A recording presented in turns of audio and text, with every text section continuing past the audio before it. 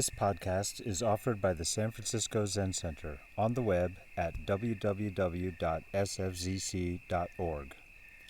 Our public programs are made possible by donations from people like you. Good evening, everyone. Thank you for coming this evening. Hello, Naomi.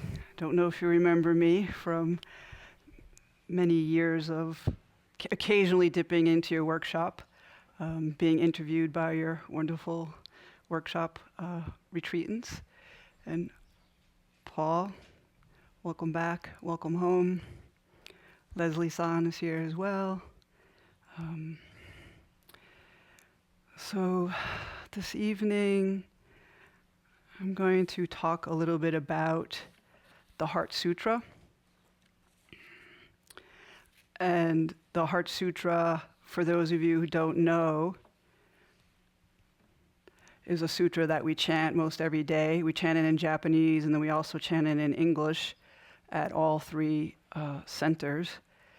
And I don't think you really need to be that familiar with it to understand what I'm going to be talking about. At least I hope not. And maybe there'll be time for questions if you have questions at the end. So I just want to start with talking about maybe a person I would consider my first spiritual teacher who I never met. It was Mohandas Gandhi, or Mahatma Gandhi, the great souled one. I came across his teachings when I was in college, and it was the first time I was really introduced to teachings of a different spiritual tradition. I was raised Roman Catholic, and I don't really know if I ever heard of Mohandas Gandhi until I was in university. And I found out, later on. I did a research paper on him. I learned a lot about his quest for independence from the British rule, the oppressive colonial rule of the British Raj or regime. And it was years later that I found out that he was one of Dr. Martin Luther King Jr.'s main influences in his own civil rights movement to uplift people of color in the United States. And all these years later, I still remember this one quote from Mohandas Gandhi. I remember a few of them, but the one that really I think is very pertinent still today is this one that says, "Peace between countries must rest on the solid foundation of love between individuals." So as we know, this is not really the state that the global society is in right now. There's been many wars that have been waged in the 77 years since Mohandas Gandhi was assassinated when he was 78 years old. And I feel that, and obviously there's many wars, unfortunately, that are raging now. Not only, these external wars, but internal wars, right? Our own internal skirmishes that are happening. So we have not yet established peace between countries because we have yet to have this solid foundation of love between individuals.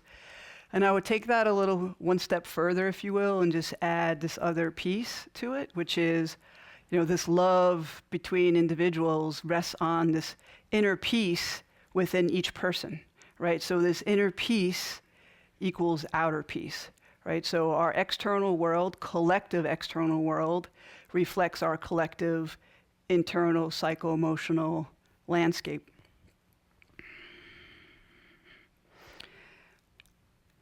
As some of you might know, Siddhartha, who before he was called the Buddha or the Awakened One, his name was Siddhartha, and he was born to a very wealthy clan in ancient India. And when he was 29 years old, he left his palace and his wife and young son, and he went on a quest to end human suffering. Right? That was his mission, to end human suffering in the here and now, amid the mud of our karmic conditioning, the mud of our suffering in the present moment. I mentioned that because from my reading, the Buddha didn't like to answer questions about why or about the afterlife. It was about how can we be free from what's arising, the suffering that's arising in this moment.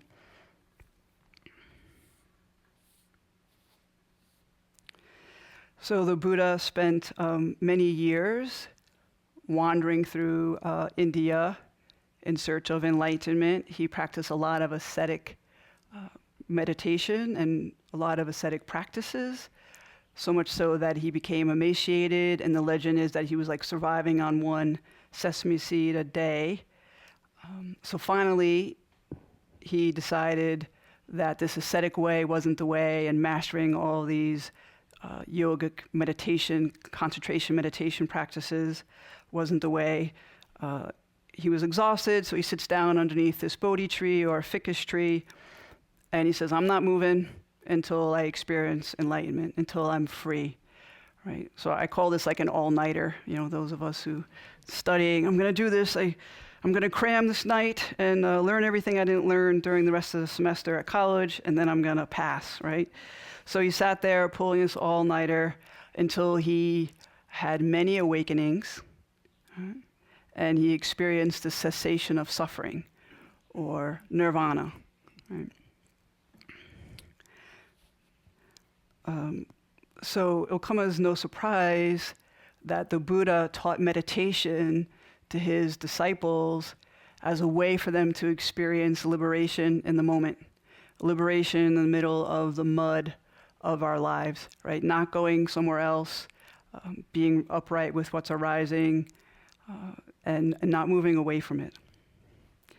So when the Buddha finally experienced the cessation of suffering, or nirvana, he describes his enlightenment like this: I have found a nectar-like Dharma, profound, peaceful, free from reference points, luminous, and unconditioned.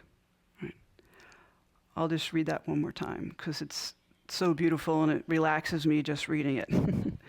I have found a nectar-like Dharma, profound, peaceful, free from reference points, luminous, and unconditioned. So I've never heard this description before until I read this book, which I highly recommend, called The Heart Attack Sutra by Karl Brunholz. And the legend is that when this teaching was first offered, the Heart Sutra teaching was first offered, people in the audience in the assembly had heart attacks because it was so profound and so destabilizing. So to their egos, to their sense of who they are, their solid sense of who they are. So what really stood out for me in this description is this phrase, free from reference points. Right? So this seems kind of key to me, that if nirvana is free from reference points, then perhaps investigating reference points and understanding what they are might be beneficial to liberating ourselves from some of the suffering that might arise in the moment. So the Heart Sutra says this about nirvana: with nothing to attain, a bodhisattva, right, somebody who's dedicated to awakening and to helping others awaken in this lifetime, a bodhisattva relies on prajna paramita. As prajna paramita, the way we can describe it with words is like a non-conceptual awareness, right? A non-dual, non-conceptual awareness. Kind of what the trees and the birds and the bees all have without trying. So with nothing to attain, a bodhisattva relies on prajna paramita, and thus the mind is without hindrance. Far beyond all inverted views, one realizes nirvana. So when we realize nirvana by relying on prajna paramita, this practice of prajna paramita. And the first sentence of the Heart Sutra, the Heart of Great Perfect Wisdom Sutra, is Avalokiteshvara Bodhisattva. She is the Bodhisattva, the saint of compassion, who hears the cries of the world. When deeply practicing prajna paramita, so abiding, if you will, in this non-dual, non-conceptual awareness, clearly saw that all 5 aggregates, so we are comprised of these aggregates, sensations, perceptions, formations, and consciousness, right? And form. This is form, right? That we're empty. Empty meaning that there's no abiding self, there's no permanent, independent, abiding Heather, right? And thus relieved all suffering. So this Prajnaparamita helped the Avalokiteshvara Bodhisattva to see that all these aggregates, who we are, who we think we are empty, and relieved all suffering.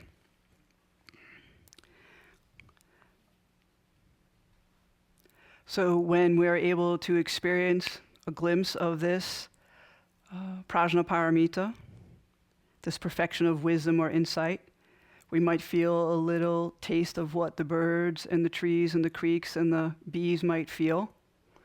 Right? This non-separation from reality, from nature, from who they are, the essence of who they are. Also, I think a couple of other translations of this one sentence might be helpful.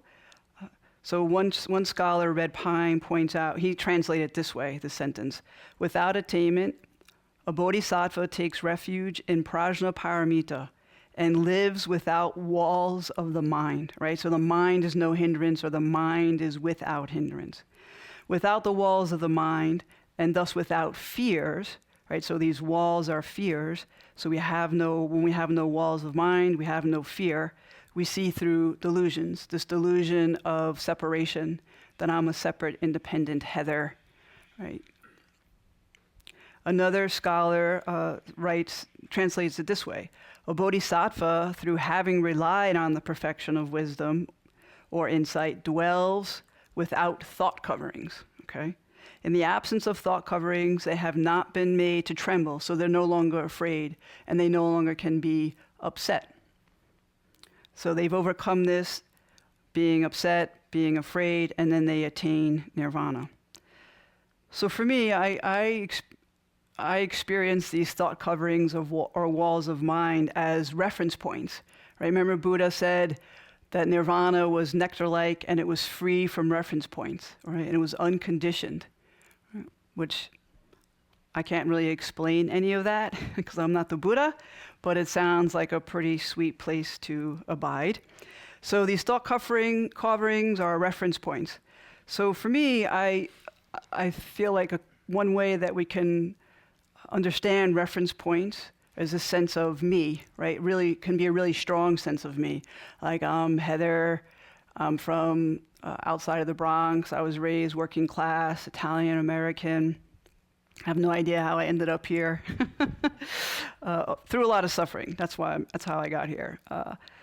And so with these reference points, one way is we can also define them is as emotionalized conceptualizations, right? So if I really am strongly identified with being an Italian American and somebody makes a slur against Italian Americans, I might get really activated and angry because I think that's who I am. I'm sure we've all experienced that. I know I have. Maybe not so much about being Italian American, but about other things, right? So these are concepts. Italian American's a concept. Italian American concept doesn't really care about itself. It's just a word. It doesn't have any meaning to it other than what I impute onto that, right? So the more identified we are, it becomes an emotionalized conceptualization, right? So the more that we have the more we believe in these ideas of ourselves, these reference points, or these emotionalized conceptualizations, the more we can get activated when we feel disrespected, or we feel that someone is, poking fun at us, or our candidate doesn't win, right? All that emotional activation that can happen is because we believe these reference points are who we are. And so what happens is we often move away from these reference points because they are suffering. Not that they just create suffering, but when we believe them, there's like an equal sign. They are suffering, right? So the belief in these reference points equals suffering. Okay? So we often, as a way to move away from the suffering, we usually externalize it. We project it on that other people are causing us this harm. And for somebody, they might not really care if you say anything negative about an Italian American, because that's not who they are. Somebody else might be really upset about it. So obviously Italian American is empty of any meaning other than what the person projects onto it, right? That this is who I am and I need to defend it. So, and I'm probably telling this story because I never told it when I was here with Paul, when I was his head monk back in 2018. So he told me that. Anyway, I won't tell you why he told me not to tell it, but I'm telling it now, Paul, so forgive me. So back when I was in 3rd grade at St. Ursula's, which was a Roman Catholic grammar school in Mount Vernon, which is just outside the Bronx in New York, so this is in the 70s, my favorite 3rd grade teacher gave me a perfect lesson about this, okay? So it was lunchtime, recess, the bell, just like now when you're sitting zazen, there's a bell, there's a sense of freedom. I get to get out of here. So the bell rang for recess, and all my friends started filing out of the door with their lunch boxes and their brown bags. And my teacher, my favorite teacher, Miss Joan Kopecki, I really loved her. She was so interested in helping us learn how to learn and study, and she just was strict, but really also a fantastic teacher and very interested in helping us. So I saw her with one of those little compact mirrors. I don't know if they're still popular nowadays, but she was putting on like some foundation, like this. And since my mother really, and I didn't have any older sisters, and my mother didn't really wear makeup, I was like, well, I was curious. I'm like, Miss Kopecki, what are you doing? And she's like, well, I'm going to lunch, and I'm putting on some makeup. I was like, well, why are you putting on makeup if you're just going to lunch? And she says, well, I might meet Mr. Right at lunch. And I said, well, Mr. Right is dead. And then she smacked me. And I was stunned. As you can imagine, I'm only 8, right? I have no idea why she smacked me. And I was filled with this hot shame, and I ran out of the classroom. And as soon as I made that left turn down the hallway, of course I flipped her off because she couldn't see me. That was kind of child I was. I was so enraged because I was accused of something which I don't even know what I was accused of, because I was just an 8-year-old. I don't remember the rest of the day, but I do remember when I finally got home, and I lived just down the street from the school. I told my mother what happened, right? And I think she was making peanut butter and jelly sandwiches. And I said, Mom, I told her the story, and I said, Mr. Wright is dead. And she looked at me like, Heather, you did not tell your teacher Mr. Wright is dead. I said, well, Orville and Wilbur Wright are dead, aren't they? Yeah. Right? And that's what our teacher told us, right? We talked about them at Kitty Hawk. They made that flying machine, and they're dead. And she started laughing, of course, because she was an adult and she misunderstood. She understood, out of the mouths of babes. So she said, well, Heather, Miss Kopecki was putting on this makeup in hopes that she would find Mr. Wright at lunch or meet Mr. Wright. And for her, Mr. Wright is like this idealized future husband, right? This ideal future husband is Mr. Wright. So, of course, in my mind, at 8 years old, I had never heard of that Mr. Wright. I only knew of Orville and Wilbur Wright. And I know that my mom went to school and she made Miss Kopecki apologize to me. I don't remember any of that, but I do know that she was infuriated. She already didn't like Catholicism, so this was, another nail in the coffin of all her many original sins. So I think the reason why Paul asked me not to tell the story is because it was practice period and someone smacked me, and he felt, I think it was a little too violent, if I remember our conversation about that. Because I also had told another story before that also had some sort of violence in it as well, so he said it was too much. So anyway, this is the story. So I mention it because clearly Miss Kopecky had this emotionalized conceptualization of this phrase, these two words, Mr. Right. That was a very strong narrative for her. That was a very strong reference point in the sense that at her age, I don't even know what she was. Maybe she was in her late 30s. When you're 8, everybody looks old, ancient, right? I'm sure she wasn't 57, which is how old I am. So she's probably in her 30s. And she probably internalized the story from her family, from society. It was the 70s, it was very patriarchal. And the sense of her being unworthy of finding this ideal future husband, this Mr. Right. So she had a lot of emotion, a lot of identity tied up in this story. And so when I said Mr. Right is dead, she got so activated by it that she wasn't able to stay with all those emotions if she probably didn't even experience them. She just instantly smacked me, right? So in Tibetan Buddhism, they call that Shenpa, S-H-E-N-P-A.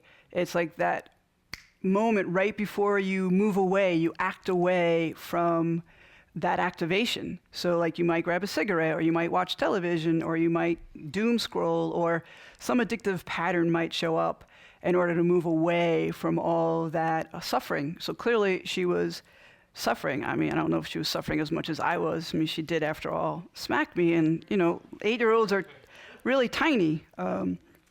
So for me, it's also like my perception was not wrong, and neither was hers, right? She had her own perception, and I had my 8-year-old right perception. So she obviously wasn't born with this emotionalized conceptualization, all the emotion she put into this phrase, Mr. Right. And it's a very heteronormative and a very patriarchal story as well, that she was going to be an old maid if she couldn't get married at a certain time, by a certain time.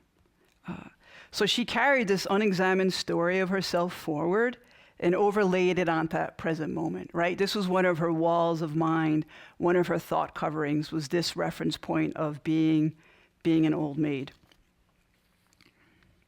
And this wall of mind, that made her feel very separate from herself, from me, and from the world around her, and her own true Buddha nature, right? This unconditioned, nectar-like, non-conceptual, non-dual awareness. So while I was thinking about this story, I thought about a beautiful example that came up when I was with one of my nieces a long time ago, right? So the question of like, who are we when we don't have these stories that we believe, right? And so it was back in Christmas time, and it was in New York, and my niece Frankie was about 5, I think, and I was reading this book as aunts do, and she was sitting on the bed with me, and the book was about a snowman, of course, because it was Christmas. And in the 2-page layout, there was the snowman with his stick fingers, and in the foreground there was these mittens. And then in the next page, this little boy came through and gave the mittens back to the snowman, put the mittens back on the snowman's branch, arms, or hands. And I said to Frankie, my niece, I was like, Frankie, would you give the snowman back his mittens if you came across them? I was trying to teach her a lesson about being generous and kind, or pointing out that lesson. And she just says, no.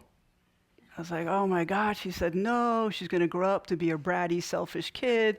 I can't believe this. I mean, I didn't say any of that to her, obviously. I was like, all right. I just said, all right, well, why? Why wouldn't you give the mittens back to the snowman? And she says, I don't live in the book. I don't live in the book. All right, well, now I felt a little silly because that was definitely a much more wonderful way to view the universe.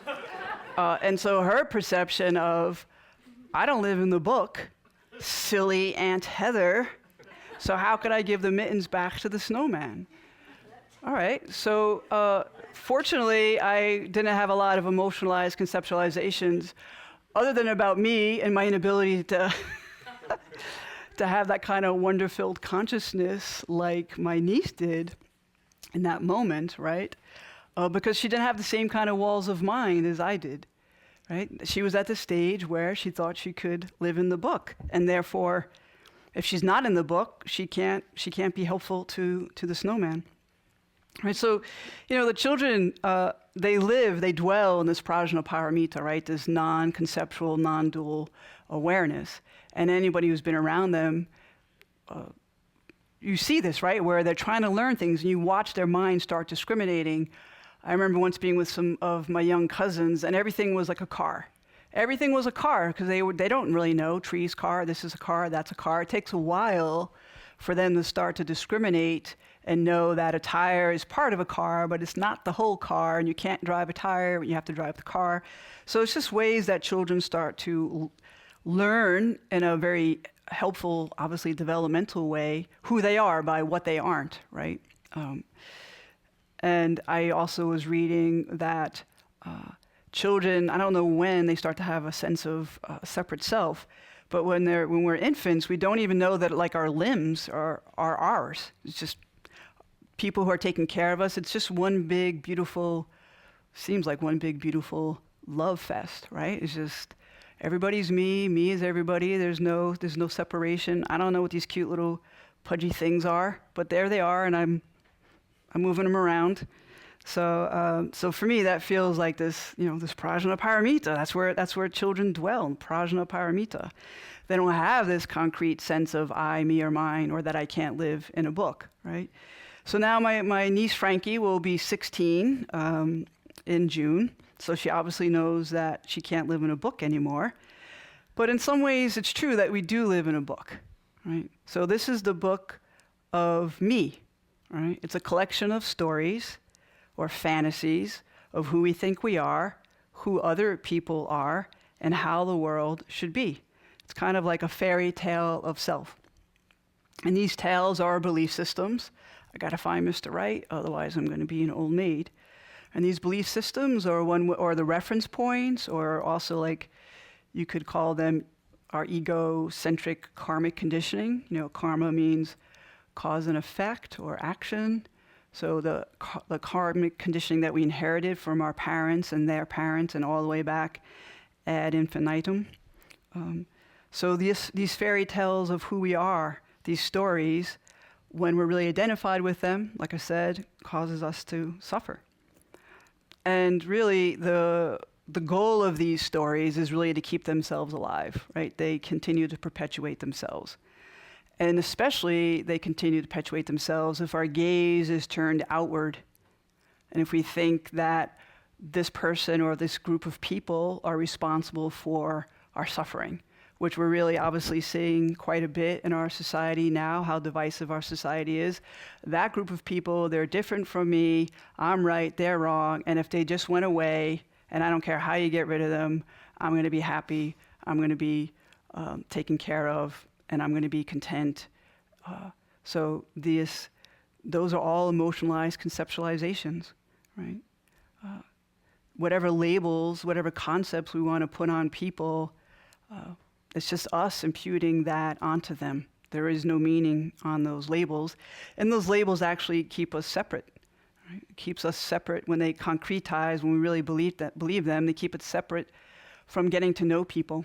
Right? We just use these handy labels, and sometimes those labels are really disparaging and hurtful, as we know. So the more that we are stuck in this book of self, we inhabit pretty much all the characters are us. We play out all the plot lines that our family and society say are, how our lives should be. And then we look outside for people or a group of people or circumstances to validate our reference points. And often if they don't validate our reference points, our ideas of who we are, then we get angry, we get activated again. So this is where meditation comes in, right? Zazen, or a seated meditation. So when we still our bodies in meditation, and for those of you who have not come to meditation yet, you might want to come join us in the morning or in the evening. So when we're stilling the body in meditation, we start to cultivate an experiential knowledge of suffering. Because I know that we have this beautiful intellect, and we can say, oh yeah, I know what suffering is. But when we start to sit and watch the mind weave all of its stories, and we start to experience the contractions, these little selfings, emotionalized conceptualizations in the body, all these reference points, we often don't notice those until we stop. And we often don't notice the connection between the body and the mind, those stories and what's going on in our body, until the body is sitting still. So then we can become more intimate with what's going on with these reference points, with our sensations, our thoughts, our emotions, or as my teacher would say, like the emotion commotion or the emotion sensation. And if we pay really close attention, we're following our breath, we're listening to the birds, we're being aware of some thoughts, feeling, that causes some suffering. I feel angry, or there's sadness arising, or regret, or that feels like shame. But we also, if we sit long enough, we get to experience the bliss, if you will. Maybe it doesn't feel blissful at first, but we get to experience all of those things arising, and then they fall away, right? So whatever arises in mind consciousness falls away. It's impermanent, right? So everything that arises in our sense doors, including our thoughts, our mind is a sense door. Thoughts are the objects of mind. They arise, they persist in this kind of, I go like this because persist doesn't mean that they're concrete. Persist means that they're moving. It's it's flux, and then they fall away.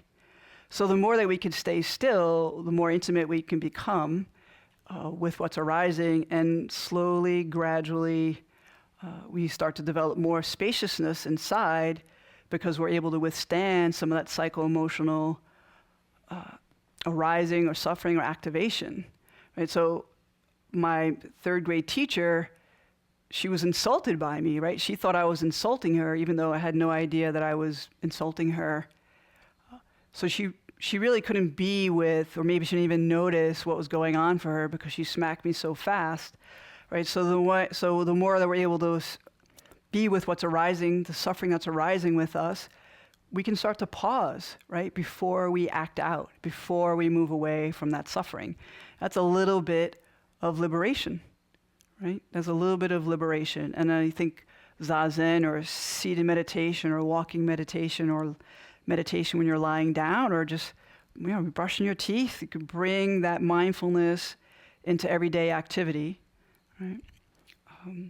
Just paying attention to the physicality of the present moment, so that we can become intimate with what's going on for us, and maybe cause ourselves less harm, be alleviated from some suffering, and perhaps not harming other people.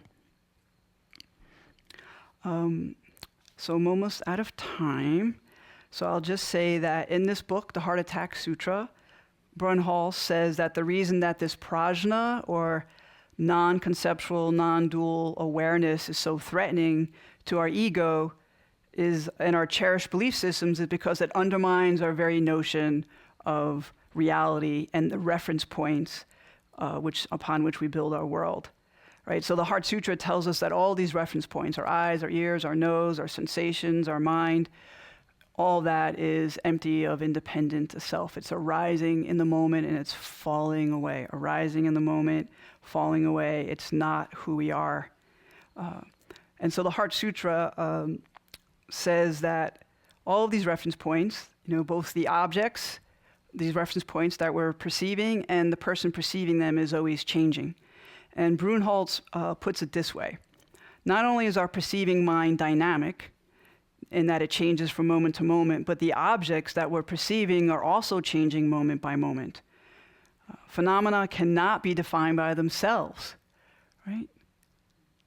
We can't define ourselves. We can't find ourselves if we can't define ourselves in some concrete way. And when we do, that's emotionalized conceptualization. That's a reference point.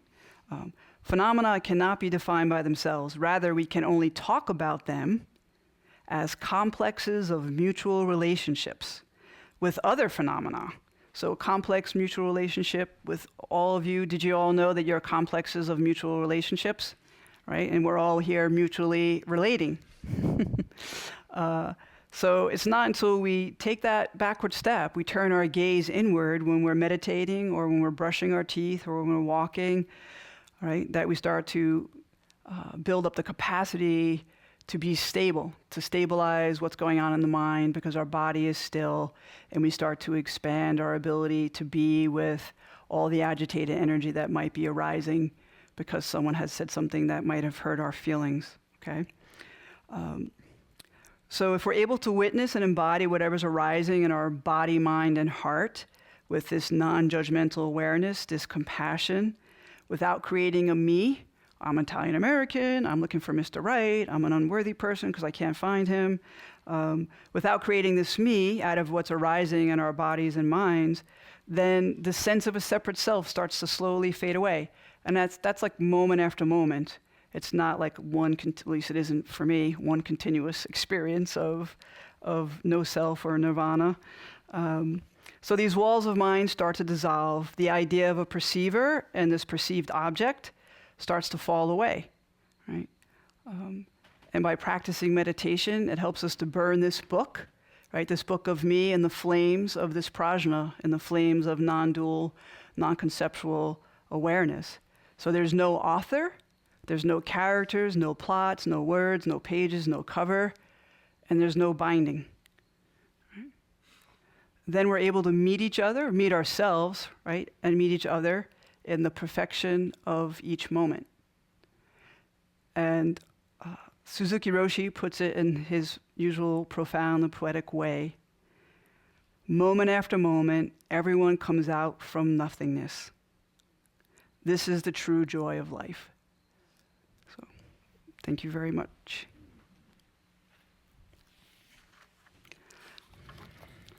I don't think there's time for questions, but if you see this mutual complex of relationships walking on the path tomorrow, you're welcome to ask me not so complex questions, but I'll be happy to respond. So thank you for your attention.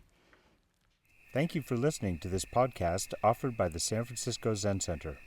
Our Dharma talks are offered free of charge, and this is made possible by the donations we receive. Your financial support helps us to continue to offer the Dharma. For more information, visit sfcc.org and click Giving.